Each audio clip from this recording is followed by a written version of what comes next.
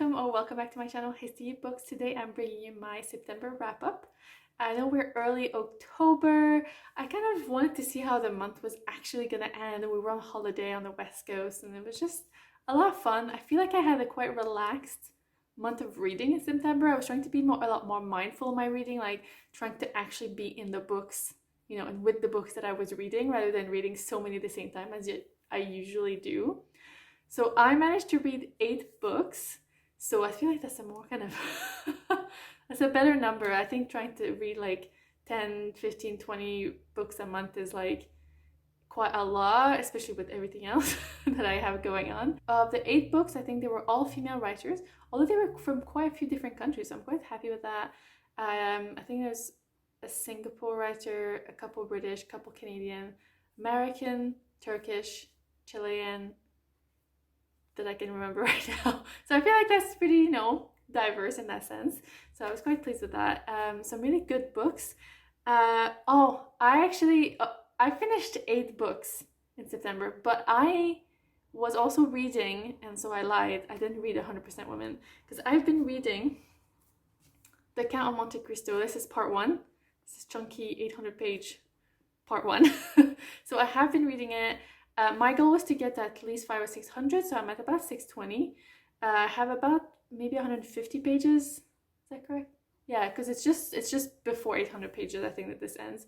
So I'm almost there. I'm really kind of pleased. I got really like a good week into it at some point, and I just read so much of it. And yeah, I'm really enjoying it, but I just wanted to mention it quickly. Now on to the books that I actually read and finished. So the first one was Sea of Tranquility by Emily St. John Mandel.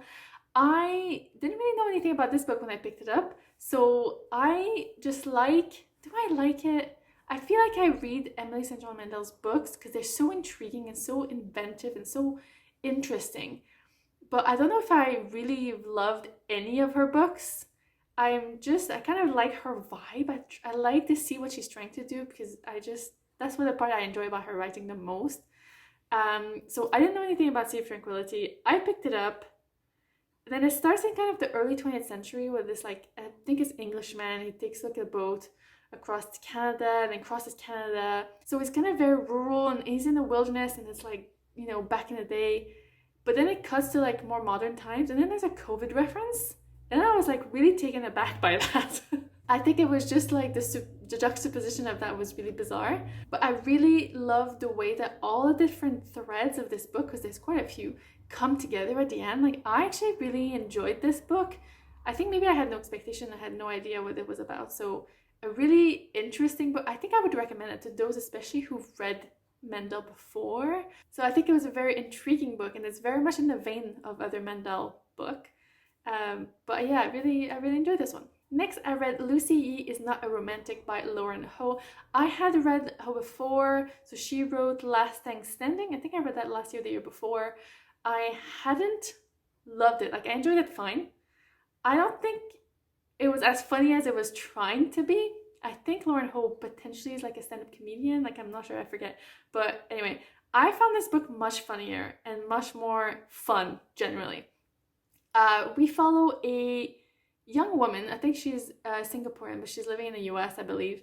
Anyway, she wants to have a baby, but she doesn't have a partner, and she decides to go on a site where you can basically make a contract with someone else who wants to have a baby. And it's not about romance, it's just about having a baby together, and because you're at that stage of your life. And, you know, it's all very kind of grown up about it, I guess, or very unsentimental about the relationship, but obviously it's all about the baby. Anyway, she meets a guy. It's not about romance, but obviously romance ensues. And there's quite a lot about it, about family, about expectations, about friendships as well when you start having a baby, like at the different stages of your life. So yeah, I really enjoyed that actually, and a lot more than Last Thing Standing. And I think it's a big recommend for me, especially if you're looking potentially for a book around, like, you know, a woman in her late 20s, early 30s, whatever, like looking to have a baby, kind of that stage of life. It's based in Singapore, mostly. And yeah, so big recommend on that. Next, I read The Bastard of Istanbul by Elif Shafak, who is a Turkish writer. I've really enjoyed her writing recently, and I'm trying to read through all of her books, basically. I did this as a buddy read with Nikki from Red Dot Reads, and it was really fun buddy read, actually, like catching up like every chapter or so. And yeah, it was really cool to share our thoughts, and just general also kind of life experiences around what was coming out of the book, because in this book there's a lot. So we follow basically two young women who don't know about their past in different ways. So one of them is of Armenian heritage, and she doesn't really know her history, her family history, and how obviously they left Turkey and came to the US and stuff like that. And the other one is a Turkish woman, a young woman, who doesn't really know who her father is. And there's a lot about the past, about forgetting, about remembering, about honoring. It's a lot about culture. There's so much food. I think a lot of the chapters are named after food, actually, if I remember correctly. And it was just so, it was all about the senses. Like, Elif Shafak's writing is so good, and it's very evocative, and I love that about her writing. And there was a lot coming up about, obviously, fleeing, like being a refugee, or being away or like estranged from like your heritage, and growing up in a different culture. So me and Nikki were talking about stuff, and that was really cool. To me, the ending didn't ruin the book for me. I know I said that to Nikki at some point in one of the comments, because to me, I saw the ending coming and I was like, please don't go there, please don't go there. And it did go there. And if you don't want to hear the sort of spoilers, I will mention, because it has some trigger warnings. You can listen to it if you want, but you can also skip to the next book if you don't want to hear what I'm about to say. So there is a rape at some point in the book, and it's really, really explicit. And I don't know, I don't like reading about rape. I just don't like it at all. I'm just about to swear, because anyway, I won't say the spoiler of like what happens with that rape, but I hated it. I hate what it kind of was doing, and like the oppression of it and everything about it. And I know it's really harsh to say that, because I actually enjoyed so much of the book, and the book stayed with me so much. So really, I actually really enjoyed that book. But that ending, and also one of the characters, the Armenian character, at some point her story just doesn't matter anymore. Like, that was really bizarre. Gets disregarded at the end as well. So I was just like, okay, well, I guess we're not getting a resolution about that. Anyway, I'm dissing this book way more than it deserves. I actually really enjoyed it, except for the end. And I will continue definitely reading Shafak's writing, because honestly, she's so good, and I'm really looking forward to the next one already. Next, we have, okay, let's not go with the other one that I wanted this. Let's go with Mrs. Dalloway by Virginia Woolf, which I have right here. Yes, there is a thing in it. It's basically because I read Mrs. Dalloway. I've been trying to read the introduction. It's like an academic introduction to Mrs. Dalloway, and I want to finish reading it, so it's still on my bedside table, because I think I'm kind of realizing like the context it's been giving is really good. So I enjoyed like I think I've read the first half of the introduction when I was about halfway through the book, and I want to finish reading the intro, but I just wanted to finish the book before the end of the month, so that's what I did. Anyway, this was my 5th Virginia Woolf of the year. It's quite a heavy Virginia Woolf year, but I think this has been my favorite up to now, like definitely 100% my favorite. This was so good. I enjoyed the writing. I enjoyed actually the storyline, because I feel a lot of the other books had no storyline. It was really like, oh, tangent of this character and tangent of that character. This book has that a little bit, but it's really focused on mostly 3 characters, and obviously including Mrs. Dalloway. And because it's mostly contained within one day, it feels way less like all over the place. So it's a day where Mrs. Dalloway is planning a party and having a party in the evening. So that's that day. And there's obviously some flashbacks and some stories of the past. But generally, that's the day it's based on. One of her kind of, I guess, old lover, like, interests comes about. He's come back from India, and she sees him and kind of reminisces about that a little bit. All of that is also kind of juxtaposed. Actually, I also forgot to mention the other sort of lover character. I was really intrigued by that. Really interesting. That there's a female character that Mrs. Dalloway talks about I feel like they have a bit of a thing, and then she comes back at the end, and yeah, so I feel like it was way less explicit than with the male character, but so it felt heteronormative in that way. But also you have these much more evident hints of liking that other female character than I've been used to in period writing. And obviously we know. I know the history of Virginia Woolf, so this shouldn't be surprising, but I enjoyed that seeing that in the book. And also, so that's where I was going with that. All of that with Mrs. Dalloway is juxtaposed with the suicide, and as a trigger warning, because that's actually a lot and quite explicit actually, of a veteran from World War One. So this is based kind of in the early 20s.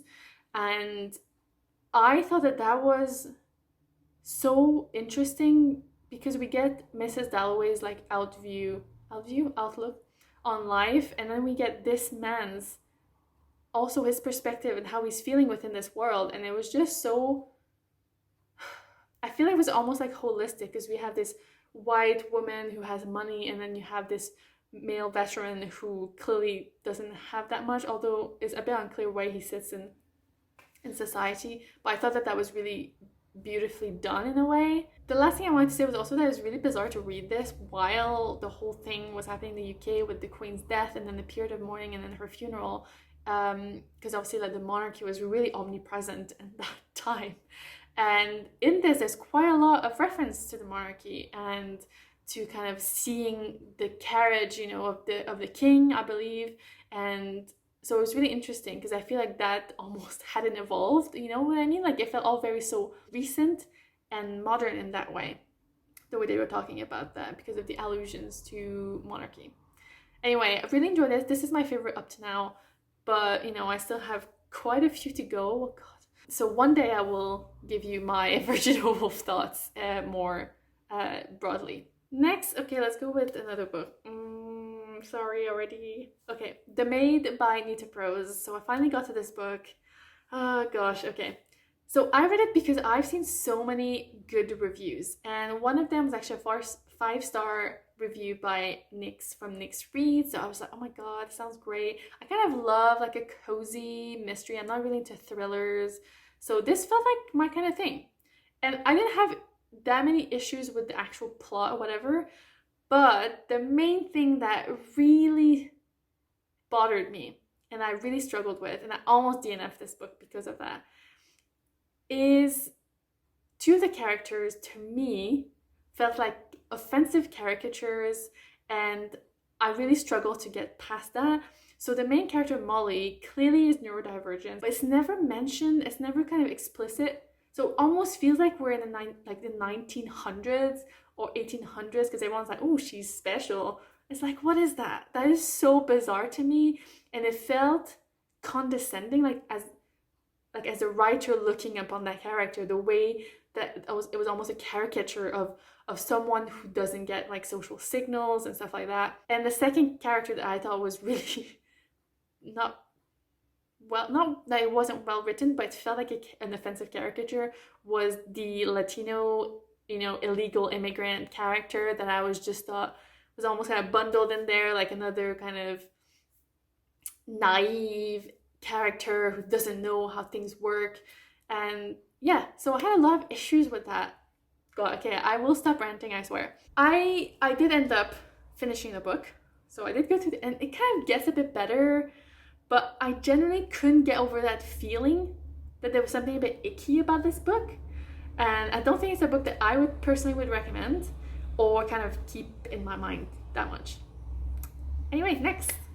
Okay, let's go with a book that I've enjoyed more, which is Maps of Our Spectacular Bodies by Maddie Mortimer. So this was longlisted for the Booker Prize, and then I got an audio arc through NetGalley. After it wasn't shortlisted for the Booker Prize, but everyone was raving about this book and said that's the book that should have been on the list.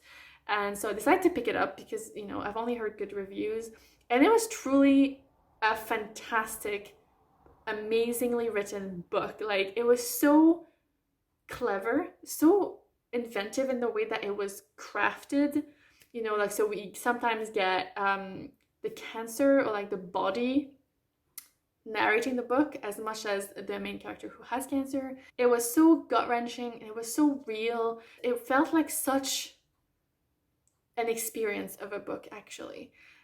What I have to say is that while I thought, like, almost like academically speaking, when I look at that book, to me it's a 5-star.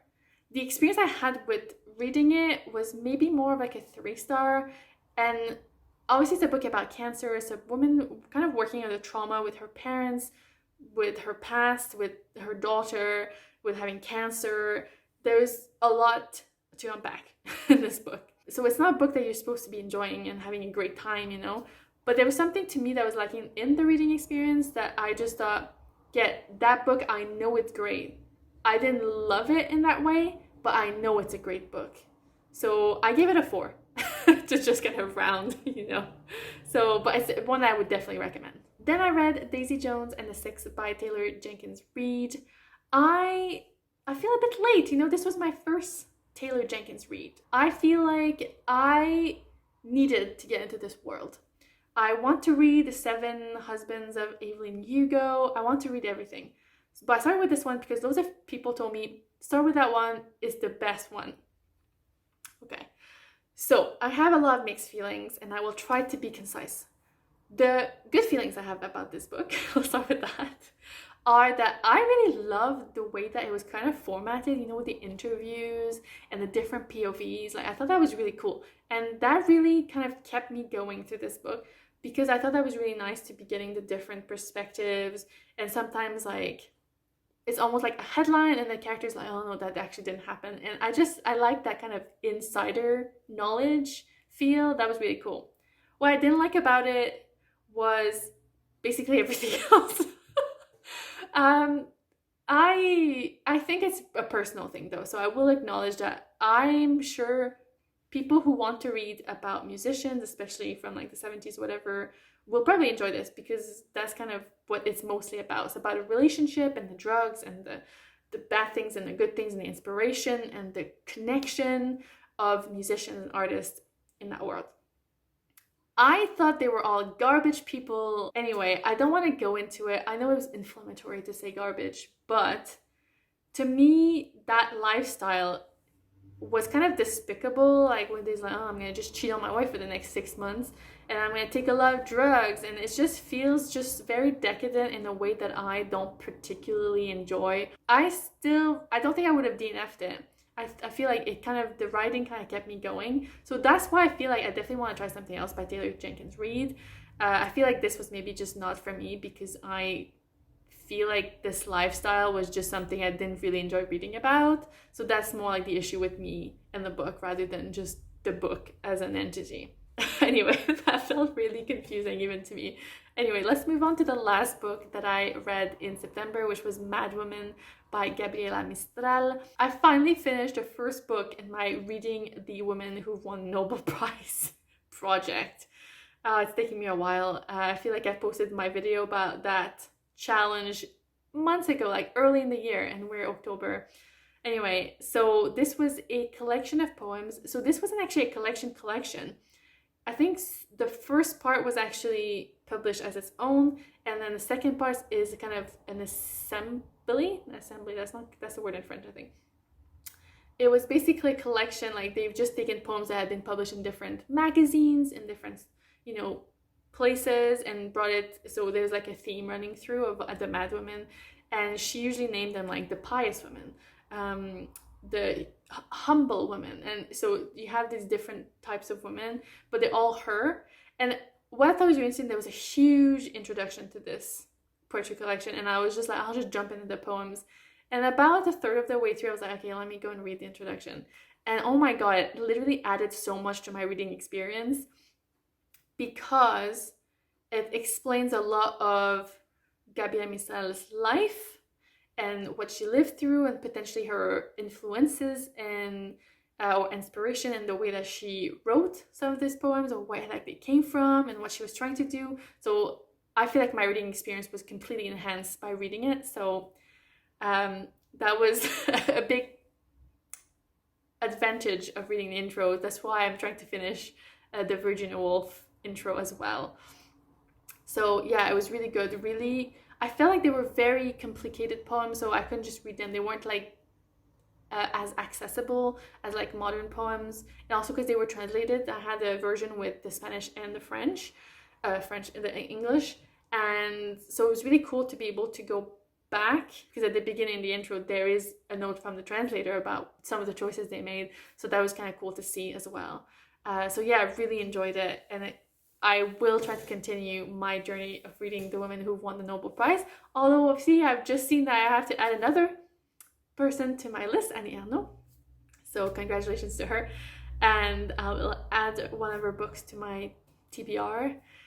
Anyway, this was the 8 books. I feel like there was a lot of like rants, so apologies about that. But generally, I thought it was a really good reading month, so I'm really pleased with it. And I'd be curious to know what you thought about any of these books. If you've read them, let me know your opinions. I'm sorry if I've hated on a book that you loved. We all have different opinions. That's fine. As always, thank you so much for watching, and hey, see you back. Bye!